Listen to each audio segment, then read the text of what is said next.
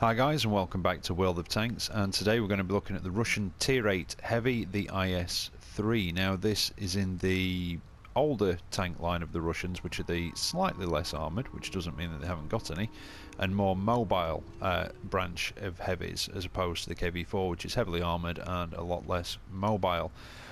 Now before we get into it, I will bring up the ammo prices because I normally forget. So you're looking at 1,025 for the armor piercing, 4,800 for your APCR, and 608 for your high explosive. Now that is with the top gun, the BL9, and you don't really carry that many rounds. You've got 28, so really you could possibly take maybe one or two high explosive, or none at all if you don't want, but I'd possibly say one or two just in case you have to reset the cap in a hurry.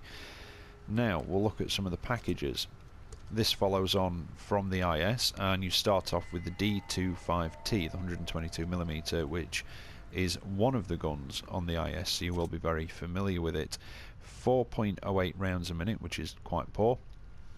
175 pen, 390 damage, 217 on your premiums. Horrible aiming time at 3.4 seconds, and the accuracy is not much better at 0.46, and your traverse speed stock is, yeah, it's quite poor to be honest, at 27 degrees. Your turret armor it works definitely, 175 front and sides, 100 on the rear, but it's obviously not as good as the upgraded turret, so you do have to be a little bit wary, definitely when you need tier 9 and 10 matches. Stock view range is 330, which is awful, but then again we're quite used to that from the Russians. Now you have a choice of 3 guns to put on it at first. 100mm D10, which is one of the choices on the IS, the 122mm D25T, which is obviously the stock gun, or because you've unlocked it on the IS, the 122mm D25T, and that one also gets you the engine, which again you will have already unlocked on the IS. Now the D25T, slightly better rate of fire at 4.88, but other than that it's the same as the D25T, but you do get a bit of an extra boost to your engine power. It goes up to 700 horsepower, and it is quite mobile, this. Now your top gun is the BL9. Your rate of fire drops down slightly to 4.51, but your penetration goes up a lot to 225. Your aiming time stays the same at 3.4 seconds, which is awful, but you get slightly better accuracy at 0.40. Your traverse with the newer tracks is 30 degrees, but your turret traverse does go down by 2 and ends up at 26, but your view range goes up to 350. But again, still not very good for its tier. Now, penetration is about average for a tier 8 heavy, to be honest, but your damage is higher than most. Most sort of float around the 300 to 320 mark, so you do have that bit better damage, but again, most of them do have a better rate of fire than you do.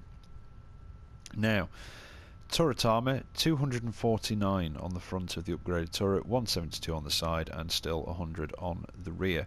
So we'll have a look at that one in just a moment. As for your hull, the basic figures, again, they don't tell the whole story. You're looking at 110 on the front, 90 on the side, 60 on the rear, and you also have a 38 kilometers an hour speed limit and 1500 health points, fully upgraded. Signal range for anybody that is interested is 730 meters, so you won't have much trouble keeping in touch with the rest of your team. Now, equipment wise, I went for a gun rammer to improve that sort of quite poor rate of fire. I also went for a vertical stabilizer, but you could put a gun lane drive on it, it's entirely up to you. And vents, I've seen some people that have a gun lane drive and a vertical stabilizer on it to try and bring that aim time down even more, but I went for the vents just to improve everything over the sort of whole vehicle. Skills, I've gone for clutch braking, I've gone for situational awareness, which will increase that view range. I've gone for repairs, and I've also got brothers in arms on it, and you'll notice that I can pick a new skill, and that's because I'm going to show you when I can speak English again, crew overtraining in action. I've talked about it a couple of times, but I'm actually going to give you an example. Now, let's have a look at the modules. Right, concealment is pretty poor, to be honest. 0.12, and on the move it's 0.06, but that's to be expected. It's a big Russian heavy, although it is quite low profile. Your standard reload time is 13.3 seconds. Now, I kind of wish that we had the PC stats that upgrade or sort of change as and when you put equipment and skills on. So it gives you the base stat and it gives you your actual stat. But we don't yet, but hopefully Wargaming will bring it to us. Right, engine blocks at the back where you'd expect it to be. Quite a decent size engine block to hit, so there's a couple of gaps in the tracks you can get through, or if you just put it through the rear of the tank. Now the horsepower, like I say, 700 horsepower, so it gives it a power to weight ratio of 14.36, which isn't bad actually for a heavy, and a reverse speed of 15 kilometers an hour, which again isn't the worst, but it's not the best. It is quite middling. Obviously gun does go quite far back into the turret, and I do tend to get my gun damaged on this a lot, not through penetrations from the turret, just from it getting hit on the front, from people getting frustrated trying to get through your turret or get through the weak spot on top of it, which we'll go on about in just a moment. Obviously it tracks, and you do have a few gaps through the side to get through, and that's probably one of the better places to try and get through it, is in between the tracks, or just in between that strip and the top of the tracks there, and we'll talk about that strip in a minute because it's spaced armour. Turret. Radio is just on the left hand side of the turret there. Ammunition, which is what people are wanting to know. Now it does curve basically from the radio on the left hand side all the way back round the side of the turret, all the way up to the front. So if you get the side of an IS's turret, try and hit it there, and hopefully you'll damage the ammo rack. But it is, well, it has got quite a good curve to it and a slope, so you do have to be quite careful how you aim at it, even from the sides. And also you've got the other ammunition blocks just in the side of the tank. Now 2 of them are behind the spaced armour, which is very tricky to get through. I've been trolled by that a couple of times. One of them you probably could get through by shooting through the tracks, which is just under the centre of the turret. Well, I say the centre, more or less under where the commander's hatch is. So that's a good place to go for as well if you want to damage the ammo rack. Now crew, you've got the driver sat bang in the middle of that pike nose, and then you've got 3 crewmen up in the top. You've got the commander under his hatch, and then you've got the gunner and the loader on the other side.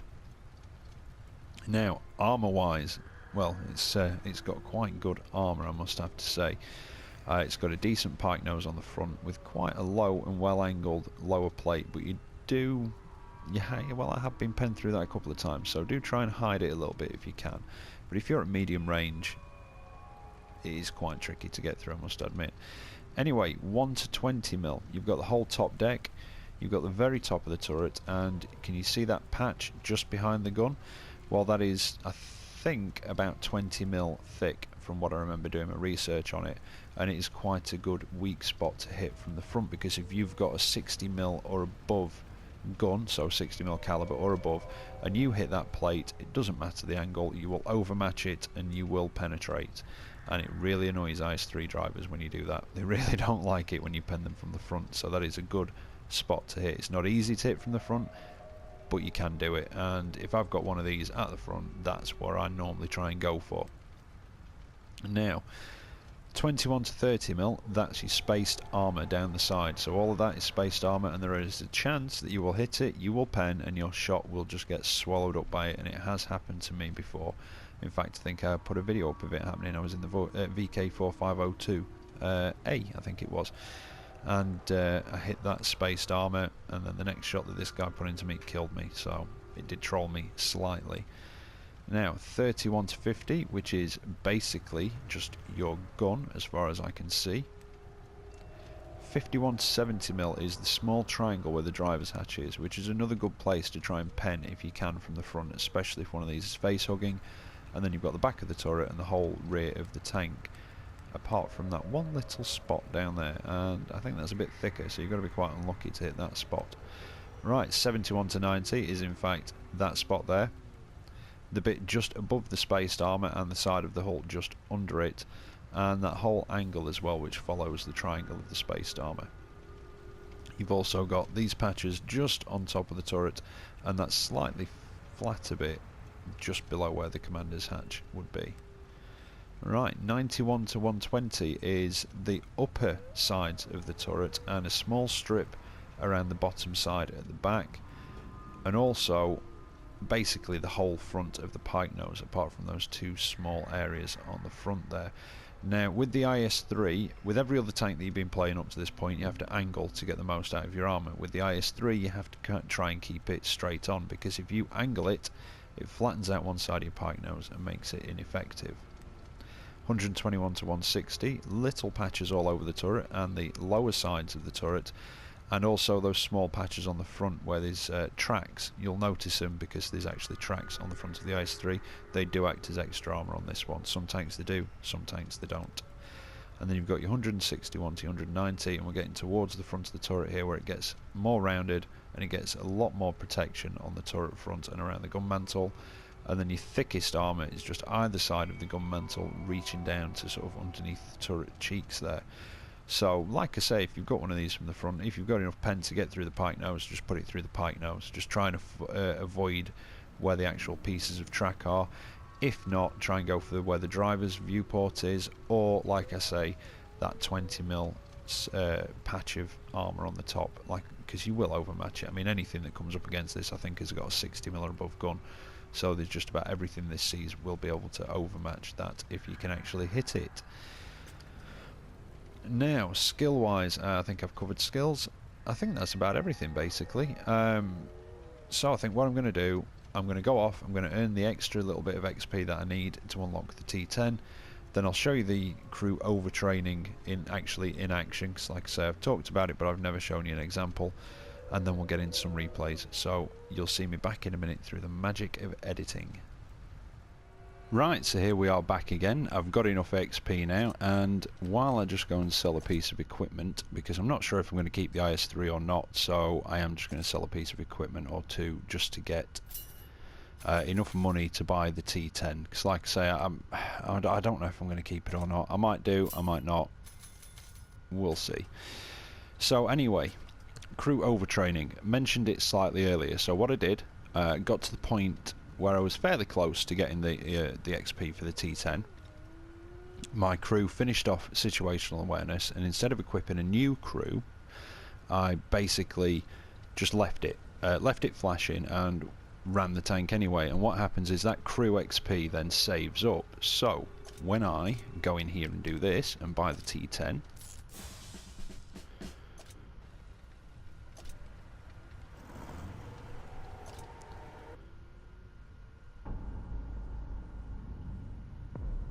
and I'll leave this running for anybody that actually that wants to watch it.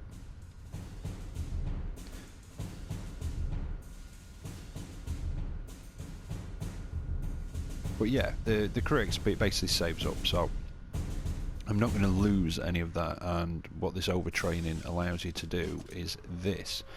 So I get the T10, I go to my IS-3 crew, pick them, put them in at 75%, paid for with silver, and it's given me enough XP left over to not only train them up to 100%, but to also pick a new skill. And let's have a look.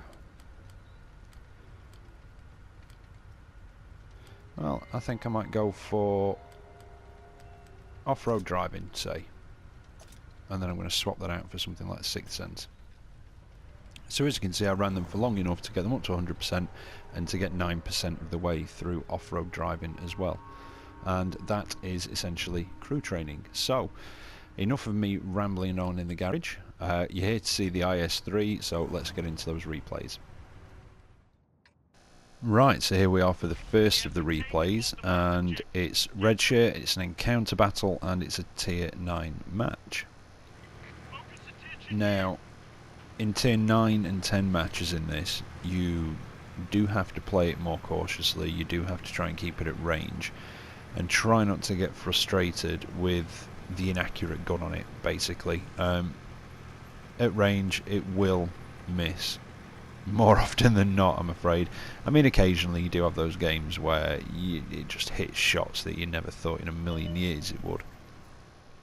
You know, as you get with the Russian heavies from time to time, like those shots across the map at the extremes of your render range with a KB2 at full pelt, and you just lock on, fire, no aiming, nothing, and boom, hit.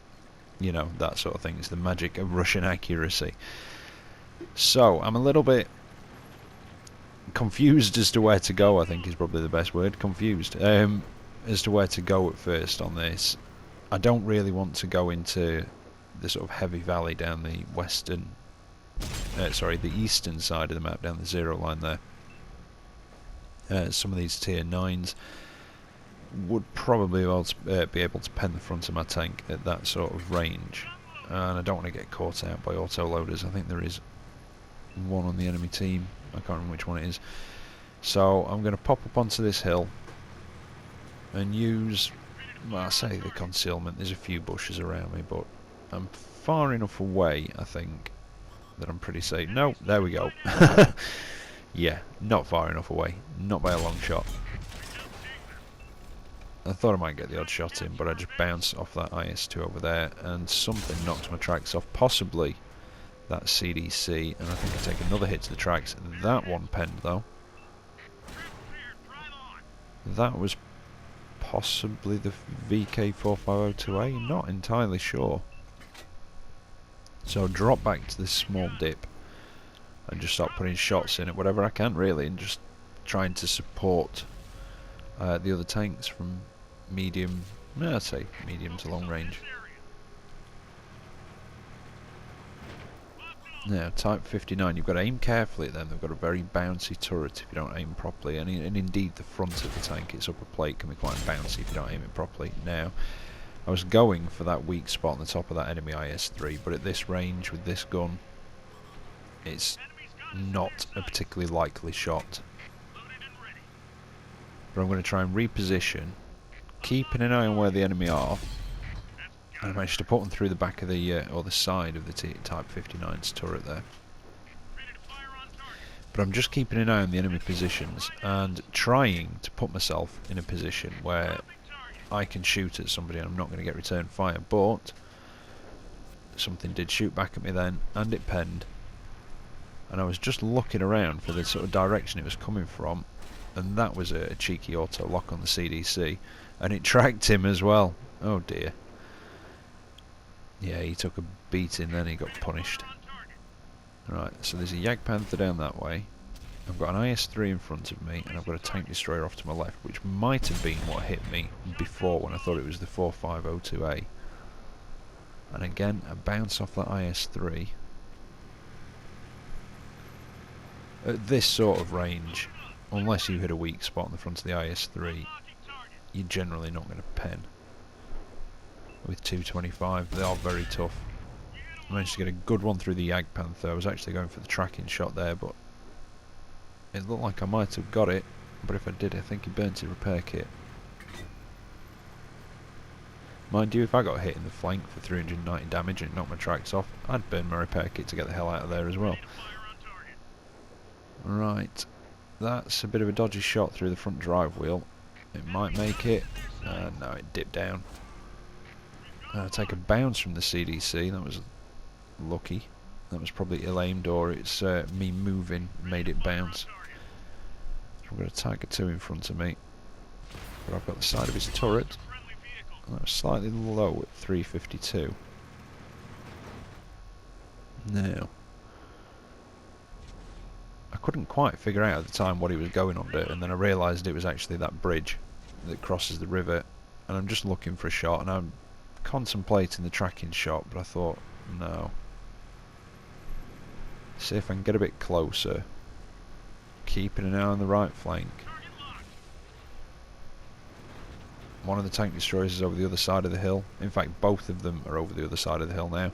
And he's giving me the side of his turret again, and I led the Tiger 2 and he stopped just as I fired. Well, one of those instances where I'd taken the finger off my trigger, but it wasn't quite fast enough, and it still fired anyway. Now he's backed up a bit, but I still can't get a hit at him because of the bridge, and that was a bit of a hopeful shot at the Foch. They're quite tough from the front, especially at that angle. Now that CDC is floating about, but I think he's the other side of the hill again. Tiger 2 is very low health, but I think there's a VK4502B down there. Now, they are very, very tough from the front. remember watching a Jingles episode where he was laughing about what Wargaming did with that, because apparently a lot of people were complaining on the PC about how difficult it was to pen them from the front, the fact that it was so difficult and it had such a small weak spot. So obviously at range it was difficult, I think the wrong word, nearly impossible to pen range. So Wargaming took it away and basically tested it by replacing it with the mouse prototype, which of course is an extremely tough tank to pen from the front. Obviously found out that that was no better, so apparently put the 4502B back into the game, but removed the frontal machine gun weak spot. It's still there, but it's not a weak spot anymore. So yeah, very, very tough tank to get through from the front. In fact, I think about the only place you can get through it from the front is the commander's hatch, which I sniped when I managed to get that penetrating shot on him. Now, it's all but cleaned up now. It's 14-6 and there is a lone artillery left, and I'm heading down towards the spawn point because a lot of artillery players, not all of them, but a lot of them don't move very far from the spawn. But I think I would have seen him, and people were dinging that bottom corner, so I'm assuming that they had a better idea of where he was from the tracer fire. But I didn't know that for certain, so I just thought, do you know what, I'll check here just in case. But no, he's down in the bottom corner. I should have listened. And now it's just a case of everybody putting the brave pants on and making a run for RT at the end of the game to try and farm that last little bit of damage.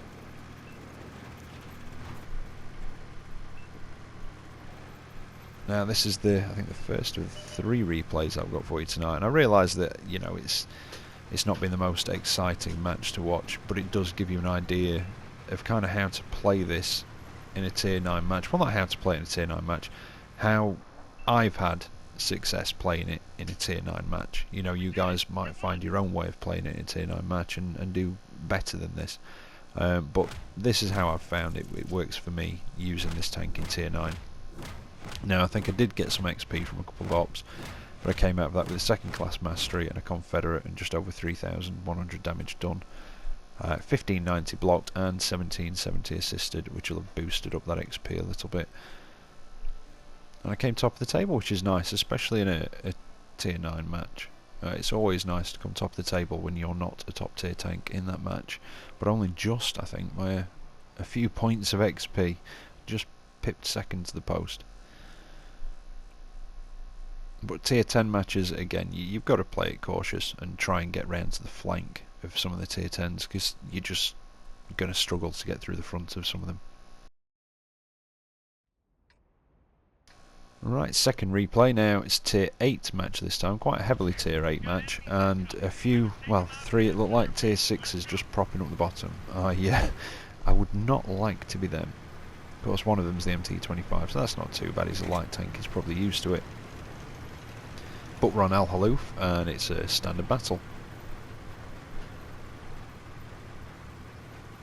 So, it looks like the team's making a good push down to this corner. We don't want too many tanks on this corner, because then the enemy team, if they notice, would basically be able to make a rush straight across the valley, up the other side and into our cap. And some of us are not the quickest tanks, so you do need to make a push on this corner though. Few tanks covering base, covering the valley, maybe somebody spotting in the valley, and this corner is basically where everybody comes to fight it out. And if you can win this corner, then not every time, but 8-9 times out of 10, what's left of your force that took the corner can basically sweep round into the enemy's flanks. They'll start lighting them up for the guys that have stayed at base to cover it, or to snipe across the valley like some of the TDs, the more traditional ones with the lower armour TDs like your Waffenträger, Panzer IVs, that sort of thing, your glass cannon variety. You'll be lighting them up on the other side of the valley, and they can start putting shots in as well. So I've popped up to this position, which is just to the right as you get up here, and I'm staying face on, and I'm just covering this gap. You can see I'm just re-angling to try and get as square on as I can, so that anything that comes through that gap I can put a shot into its flank, and hopefully by the time it sees me, it'll be shooting at me and I'll be square on. Now, I did get a bit impatient, and I was going to move in, but then another couple pop up, and then another one, so I think, do you know what, now back off a bit. But I put a good one into the side of the Mutant 6 there. Another very tough tank to get through from the front, but if you've got, well, if you've got the penetration, sort of, say, the IS-3 at this sort of range, you can either go for the Commander's Hatch, which is the usual place, and you don't have to have good pen to get through the Commander's Hatch, or the turret ring, because it's one of the flattest parts on the front of it, and with this sort of pen and a good enough shot, you can actually put it straight through that turret ring. But if you can get the Commander's Hatch, I'd probably go for that, and if you can get the sides, even better. So he's given me his flank. I don't know if it's quite enough, but there is, and it's another good hit through his tracks, which track him as well. And I'm just moving in to try and get onto his flank and just put the finishing hit in, and I do block somebody. I don't realise it at the time. Now, I think I took a hit in the side from a light tank that was up there, or something that was up there. It didn't do anything. I think it may have penetrated and got swallowed up by that spaced armour I was talking about. Well, he got taken care of, it looks like. Now there's an ARL, and if I can just get up on the side, I could probably finish him off with one hit. And he got it from two sides at the same time. And it looked like mine either went in first and finished the job, or just took the last bit of damage off. I'm not too sure about that one. We'll have to check at the end. See how much damage it did to the ARL. Right, that's allowed us though to sweep down and get these guys in a nice crossfire. I managed to finish off the Tiger 2 as he's pulling back, and then we've got an IS-3 with the stock turret there, which does not have the weak spot just above the gun, so I'm going to go for the Commander's Hatch instead. Or if it does, mine wasn't changing colour, but I don't think it does have it. Because on the on this turret you can actually see it. It's like a rectangular plate almost. Put one into the side of the lever. The IS-3 needs taking care of. I need to get up a little bit more though, because I've moved my position and I've not got the best gun depression in this. That's something I didn't mention in the garage, is the gun depression is not very good. But I don't have all the well, it's not that I don't have the gun depression figures anymore. I'm a little bit more wary of them in the companion app since I found out some were wrong. Right, the Liberté got himself in a bit of a sandwich there. That was an unfortunate position. And there's a light and a medium that have made a push on our cap. But they're not capping anymore, so I'll just take a moment to have a shot at that Jagdpanther 2, I think it was. I don't know if I knocked his tracks off, definitely damaged something. Didn't penetrate, so I would imagine it'd be his tracks. Put one into the Tiger that's making a rush across the valley, and then he gets taken out by one of my teammates. And now, I've got a feeling that actually that light tank and that medium are going to try and cap, which is why I'm trying to get back. In case they do, because I'm not the fastest and I've got a hill to go up, but then the Bulldog comes sweeping over that ridge and a cheeky lock-on shot just nukes him.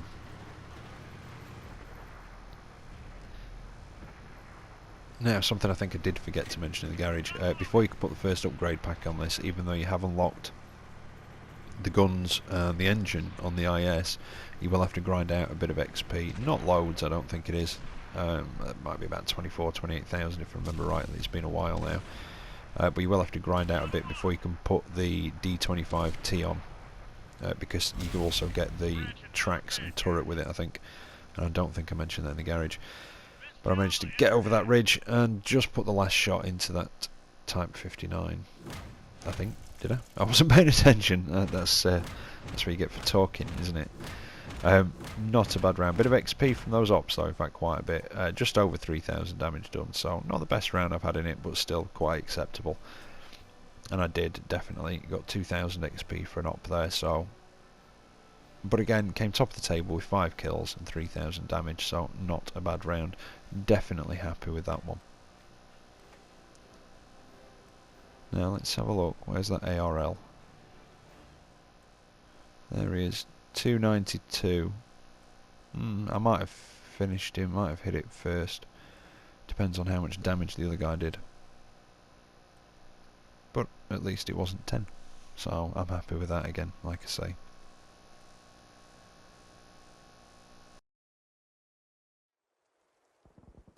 Right, last replay of the review for you, and it's Ardennes, it's an assault, and it's a tier 8 match, but not a very heavily tier 8 match. In fact, if I remember rightly, when I just saw the team list there, I think there are only 4 tier 8s on each side, and this one just shows you what kind of a beast this can be in this situation, you know, where you're one of only a few tier 8s in a match.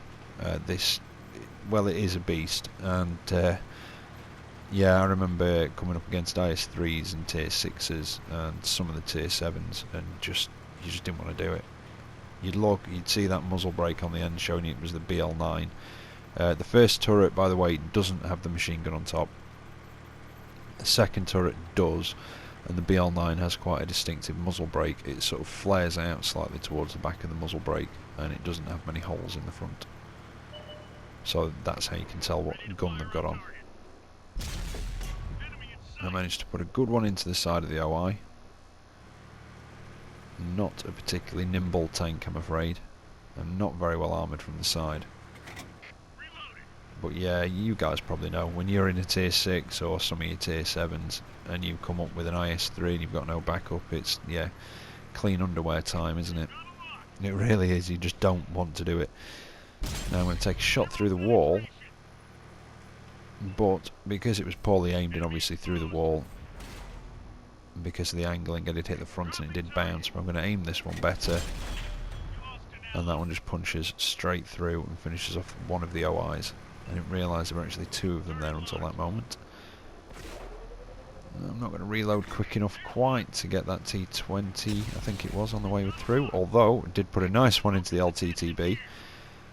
But I've got a T43 on the left and an LTTB on my right. Now that LTTB can be a problem, especially if it can, well, it can probably pen my tracks. It might struggle with the upper spaced armour, and if it can get round behind me, it'll definitely pen. Again, didn't quite reload, but watch this. He's the other side of that wall, but I hit him and penned him.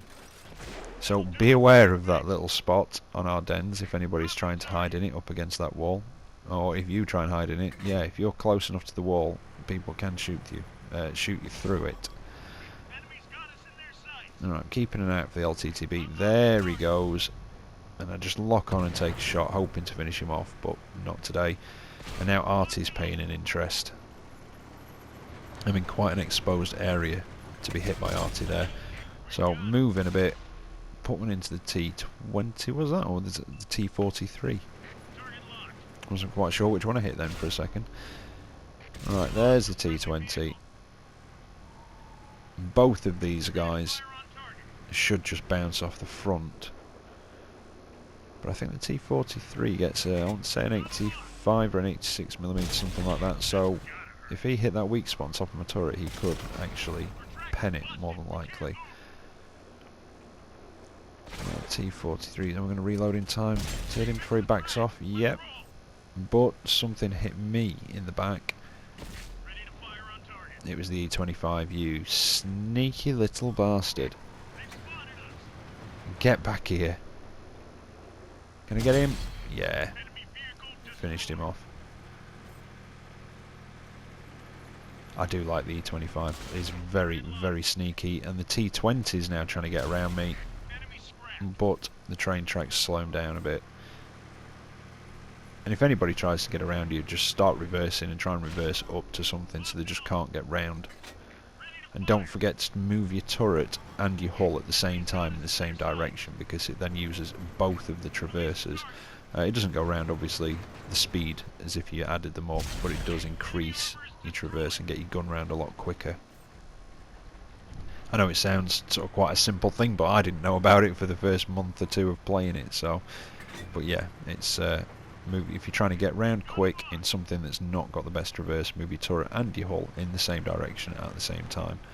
and it does get your gun round a lot quicker. Now, that's the T20, the T43 taken care of as well, and I'm going to move in on this enemy OI. Just keeping an eye out on those guys, but I think they're far, yeah, they're definitely far enough away, so I don't have to worry. And I think I'm being quite sneaky here, but I think I started turning just a bit too early. And I'm pretty sure I was still on radar when I first started to turn down that street. Either that, or obviously him realising that I wasn't coming the other way, started to turn his turret, but I cock up, pick the wrong street, and yeah. So, when you're doing manoeuvres like that, wait until they actually pop off radar first. And then make sure you get the right street, because, yeah, I feel a bit foolish after that one. But I managed to take him out anyway, so it wasn't too savage. How gutted would I have been if he'd have like hit me in the side and ammo racked me or something? That would have been so gutting. Right, what we've got over here, we've got a hammer taking on a hammer. And our hammer doesn't, well, seems to be getting hammered. So sorry, that was awful, wasn't it? Yeah, I was hoping to get here in time to actually save him, and again, trying another shot on the move, but it just donks straight into the floor, and that hammer knocks my tracks off, and it looks like he knows where to shoot me. We managed to take out our hammer. He's penned me once, so I'm going to keep moving back and forward and make it as hard as possible for him to hit my weak spots, but again, he managed to pen me anyway. So I'm just going to go for him and just rush him down. Although he stays calm and he aims his shot well and he pens me again. And again, if you guys notice anybody shooting APCR at me and that's how they're managing to pen my tank, not going for weak spots, just pop it in the comments. A lot of the time I can't tell the colour of the traces. So, right, now 12-11 in our favour, and remember all we've got to do is one of us survive or stop these guys from capping to win. And at the minute we've got 4 tanks, they've got 3, so we have got the slight advantage, but I need to get down here and back them up. Right, now it's even 3-all. We've got a tank destroyer left near base. We've got a heavy fighting off the Gorinich and the Centennial. And now I've come down here and I was leading the Centennial there, but I just led a bit too much and actually took out the Gorinich. Ah, shit, Arty. Yep, and that's when Arty gives me a good balancing. And yeah, my mistake there was just for that second forgetting about artillery, who I would imagine would have been aiming somewhere up near here anyway, to try and take out the other guy, but there we go. So I've skipped to the end, and the most gutting thing about it is it's a defeat. I got 7 kills, a high caliber, mastery badge, nearly 5,500 damage done, Devastator, top gun, I blocked over 5,800, and it was a loss. Absolutely gutted. Oh, I was raging when I saw how we lost. Absolutely raging. Yeah. But it was a damn good match, and it shows you just how much of a beast the IS-3 can be in situations like that where you're one of a few top tiers in the match. Anyway, I hope you've enjoyed what you've seen tonight, and I hope it's been helpful for you either playing the IS-3 or taking one down. And as always, take care out there, and I will catch you next time. See you later.